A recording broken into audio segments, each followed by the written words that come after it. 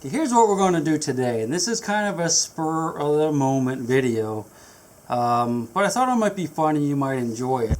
What I'm doing is I am making a video for a production company. I had one that contacted me a couple of days ago and wanted to know if I'd be interested in doing a show. You know, a history related show. Can't go into any details. I get a lot of these calls, and usually the people want to do it via Skype, which I don't mind, but I've done so many that I don't really want to do anymore. But what they did is they sent me over a list of questions that they want to ask me so that I can respond to the camera, so they can bundle everything up and take it to a network and say, hey, do you like this guy? Now, is this what you're looking for this show? These are the questions they sent me, and here's what we're going to do. All right. Basically, they have, looks like 6 questions. Glare behind me, not going to worry about it. I'm not a professional. And let's go. First thing they have, the first thing they want, you know, I'm going to stuff on my face. Make myself look beautiful. Okay, the first thing on their list is this. Please introduce yourself, full name, and tell them what I do. I first got into relic hunting back in about the mid-1970s, maybe early 1970s, when I was about 12, 13, 14 years old. My mother bought the family a metal detector that the boys could share. I think there were 4 of us at that time in the house. I'm the one that really fell in love with the whole concept of being able to take that metal detector and go out into the woods and the fields around the farms and the neighbors' farms and find stuff. Bullets from the Civil War, because again, I grew up in the Shenandoah Valley of West Virginia. A lot of Civil War action right there. I could find coins, I could find shotgun shells. It was just so much fun being able to see and discover things that had I just been walking around, I would have never seen. And everything tells a story. I learned that at an early age. Now, you find a little bullet, a little white Civil War bullet, and you have to ask yourself, or at least I ask myself, and I still do this to this day, why is this bullet here? What kind of bullet is it? What kind of person would have had this bullet? So that gives you an opportunity to delve into history and learn and expand your mind. You read books. Now you can get online and do a lot of this stuff. But back in the day, I had to go to the library and read for hours and hours because they wouldn't let you take the books home, you know, the old historical books. But you can tell these wonderful stories, and if you use your imagination a little bit, well, there's nothing wrong with that. It really keeps you motivated. Again, they're only looking for probably a 5-minute presentation of me actually talking, and they're going to take some stuff off of YouTube. All right, so third question. Why do you think finding, preserving, and sharing the items you find is important? Okay, I kind of talked about that a little bit already, but we're going to do it again. We're going to kind of rephrase everything. Why do I think finding, preserving, sharing is important?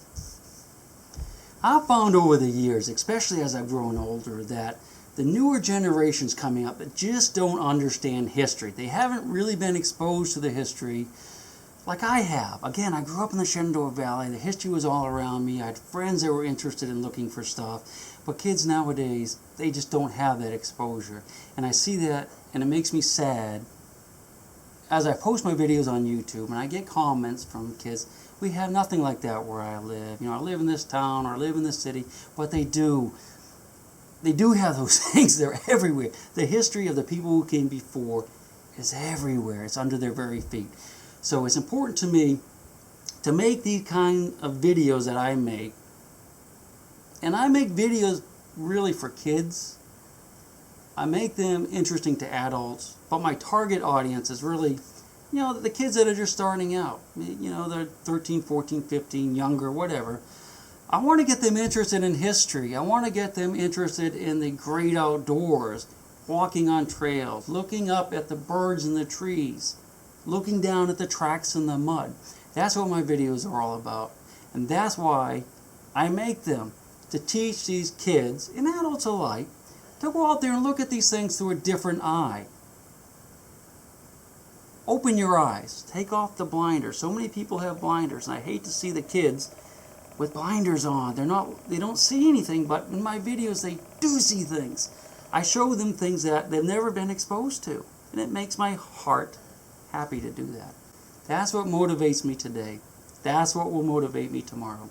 And that's why I would make an excellent host for any type of show that involves history, involves finding history, talking about history. There's so much we don't know. Most people don't know anything. I mean, I barely know anything, and I want to know more. And that's the key, wanting to know more. I'm sweating like a banshee again. Wood stove's going, all these lights are on. And, well, that's the way it is. Number 4, do you consider yourself an historian or more of a fan of American history, and why? Is there a particular time period that you find more interesting than others? I love history. I love all aspects of history. I love pre-European history here in America. We had the Native American tribes, because there's so many cool things that they did that you never learn in school, like the copper culture. People don't know about the copper culture. I never learned about the copper culture until one of my friends, Mike Scott, introduced me to it. Thousands of years ago, we had Indians to our north, up around Great Lakes region, that were mining copper and making tools and weapons out of them. So they had spears just like they had over, in ancient Greece at the same time. You just don't think about that, because we're taught they use rocks, stones. That's what they used. But they didn't. They had metal tools. Who would have thought? Got a whole display case full of them over there.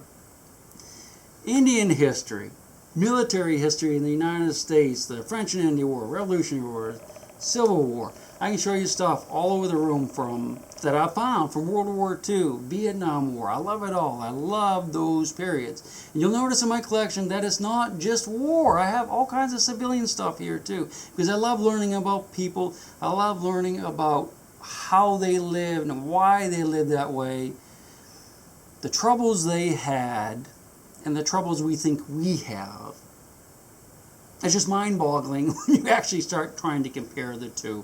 And it's just great. It's just wonderful, and I'd like to share that with people. And I do that, via my YouTube. And it's just a passion for me to learn about history. And every little thing, every little thing can tell a story. It doesn't have to be much. Just wonderful. Absolutely wonderful. When you first find something, what are the first questions you have about it? I answered that before, but they want me to talk about it again, so I will talk about it again after I wipe the sweat from my brow. I'm not a talker. This is a lot of talking for me. I want to start goofing up. Okay, when you find something, what are the first questions you have about it?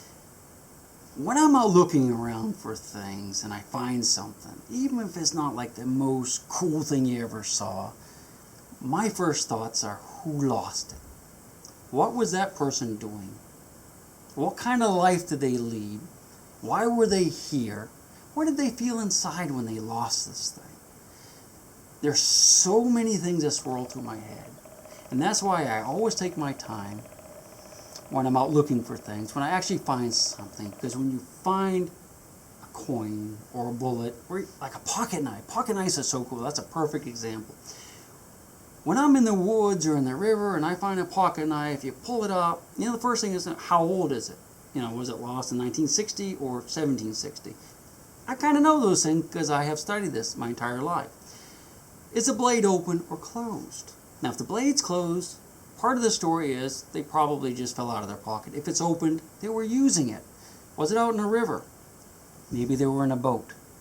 Was it on land? Maybe they were skinning a squirrel. You never know. There's all kinds of stories that you can learn just by the briefest of glimpses of what you're finding.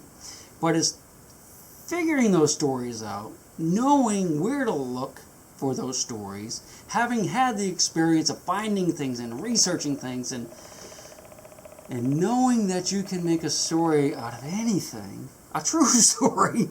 It's just wonderful. It's just a great thing, and I just love it. Love it. I'm going to get up and walk around to the back of the camera to make sure it's still recording. But I'm not going to touch it if it is still recording. We have plenty of time on that card. It's a 64 gig card. I'm hoping that I'm centered though. It's about a little more than arm's length, so we're good. Okay. Tell me a story about something amazing that I have found. Something that took me a little time to identify. And how did I go about identifying. What comes to mind for me, of course, is that coin cache that was not really cache because they were lost. Pile of silver coins that are lost, because there's an awesome story there. Okay, tell me a story about something amazing. I'm often asked, what is the most amazing thing that you have found? What is the most historically significant item, do you think, that you have found out there? For me, it's actually quite an easy answer. A few years ago, I was in a river, at a river crossing where people would cross in horses and wagons and whatnot. And I found a pile of silver coins. There were over 200 of them in this little tiny river crossing. And none of them dated later than 1834. A lot of them were in the late 1700s, early 1800s, but none later than 34. And these coins are big. They were giant silver coins from Spain and from Mexico, from France. They were from Bolivia, all over. Okay, for some reason my camera just turned off by itself. I think it overheated actually, because it took a while for me to be able to get it back on. Too much hot air, if you know what I mean. We were talking about the coins. Oh, why? Oh, the guy that looked at the coins. So one day I get this call from this guy who is very knowledgeable about American colonial coinage, and he's writing this book about American colonial coins, and he wants to see the coins that I found, and he tells me that, hey, bring them, let me look at them, I'll photograph them, and make a little report for you, tell you what they are, how they grade, and what they're probably worth. If you allow me to include them in my book. So absolutely, I want to know all about the coins, right? And he tells me that it's probably another piece of the story that I haven't thought about. So I bring the guy these coins, and we go through all this. I spent hours with him, each individual coin inspecting, photographing, and he wrote me a nice report that he gave me. He wrote an article in a magazine. It's going to be in his book. But one of the things he said that to me is very, very interesting is that probably the reason coins stopped in 1834 is because there was a financial panic in this country in 1835. I hope I got those dates right, but it was around 1835. There's a huge financial panic. Everybody ran to the banks, got all their money out, put it in bags, and brought it home and buried it in the backyard because there's a run on the bank. So that's another piece of the mystery that I had no idea about, but through my contacts, knowing people, getting my videos out there, I was able to get that little bit of information, which to me is just amazing. I mean, that guy went to the bank probably, got all his money out to bring home, got swept off his horse, lost his life savings, and maybe his life. Who knows? Could be. Who knows? We just don't know some things. But that's what I like. I like those mysteries. I like trying to solve those mysteries. Researching those mysteries. It's just so much fun. It's so much fun to share. That's why we're doing what we're doing right here. Cut. Alright. Oh, God. I probably should make really short ones, but they can cut this out. Is there anything else about yourself regarding your background, my interests, etc., that I want them to know? Okay, they want to know here is there any other things about my background that might be interesting to a network? So what I'm going to do is give some background, my educational background, things I've studied, things that interest me, kind of wrap it all up, and why I'm the best pick for their show. Now, I have a very, very small chance at this. I know that. But that's what you have to do. I have to sell myself, and you know me, I hate selling stuff. Okay. Is there anything else about yourself? I did want to share, though, that, I do have a well-rounded background. As I said earlier, I grew up on a very rural farm in West Virginia, the Shenandoah Valley, West Virginia. I had neighbors that didn't even have running water in their house. So I come from that kind of very poor, rural background. I went in the Army when I was 17 so that I could save up money to go to college. That's the only way I could have gone to college. My parents did not have money. I served in the infantry in Germany. I got to learn how to deal with people, how to take orders, how to work with groups of people, how to disappear sometimes. I was pretty good at that. But I had a good background on how to work with groups and how to function as part of a team. Got out of the service. I went to college. I ended up with a Bachelor of Science degree in biology. I love the outdoors. That is my passion, the outdoors, hence biology. But I also have a Bachelor of Science in Psychology because I love to think about how others think and what makes people tick. Why do they do the things they do? Why did they do the things they did back in the 1750s? What was going on in their minds? What makes us do these things? I just find that fascinating, and to this day I study that. I worked as a health inspector for a number of years. Great job, loved it, out in the wilds doing neat things, but it didn't pay very much. So after working for the health department for about 10 years, I went back to school and got a master's in business administration with a concentration in management because I wanted to open my own business. Because I wanted to try to retire early so I could do this kind of stuff. And sure enough, I was very successful and I was able to retire at 45. I led the American dream. I'm living the American dream every single day. And I'm telling you all this so that you know that I know how to communicate with people from all stratas of life. I grew up poor, I've mingled with the rich, and now I'm a YouTube sensation. But I can talk to people seriously, and I know how to ask questions, formulate questions, because it's what I love doing. It really is. It's what I love doing. All right, enough of that. I'm going to show a few things behind me, just to give the production company who's going to put together like a 5-minute presentation of this some extra stuff to think about. They'll probably never use it, but now we're going to pick up the camera. So things are changing. And another thing I wanted to share with you, it's just a very small segment of my collection. I'm going to show you give you a quick look around the room, but just to show you how I think it's important to know history, to preserve history, and have fun with it. Have fun with history, because when you're having fun, you're remembering. And it's good.